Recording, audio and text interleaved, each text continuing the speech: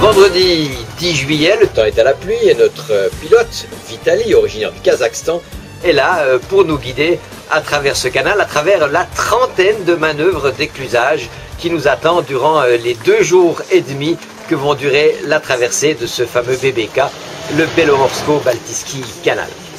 La technique est toujours la même, on entre à vitesse réduite dans l'écluse et l'on vise immédiatement le premier tiers de l'écluse où se trouve l'un des crochets flottants qui coulissent dans la paroi de l'écluse. On reste en marche avant lente, cravaté, attaché, amarré à ce crochet flottant. Et ces dames, Sylvie et Sandra, finissent par trouver la méthode. Elles s'installent sur le bord et repoussent le bateau pour l'empêcher d'être écrasé par la pression contre la paroi, parfois assez rugueuse du bord. C'est notre cours de chiffres.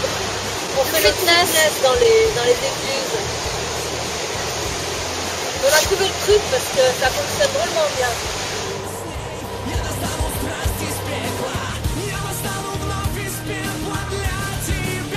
Puis c'est une succession d'écluses, de lacs, de passages creusés à travers des forêts. Le pilote Vitali prend la barre, ce qui nous arrange vu la durée du trajet. Il aime ça et il nous conduit avec assurance et bonhomie à travers la succession des passages qui caractérisent ce canal. Et nous approchons de la fameuse écluse numéro 11, une écluse qu'on craint un tout petit peu, puisque Vitali nous a averti, attention là il n'y aura pas de paroi en béton, il n'y a que d'énormes madriers qui recouvrent la paroi rocheuse, et surtout pas de crochet coulissant. Et Vitali nous conseille tout simplement de rester librement le long des madriers.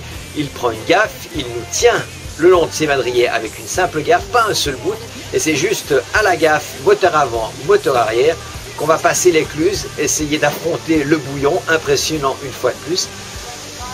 Il y a 2-3 départs un peu en vrille, mais les choses finalement se passent bien, et l'écluse 11 est derrière nous. Ouf!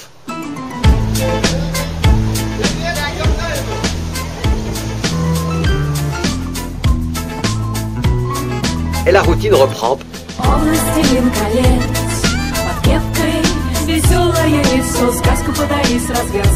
Il nous faudra au total une trentaine d'heures pour traverser cette région magnifique, splendide, totalement sauvage, où finalement nous n'apercevrons que quelques villages et un combinat d'aluminium au loin au bord du canal.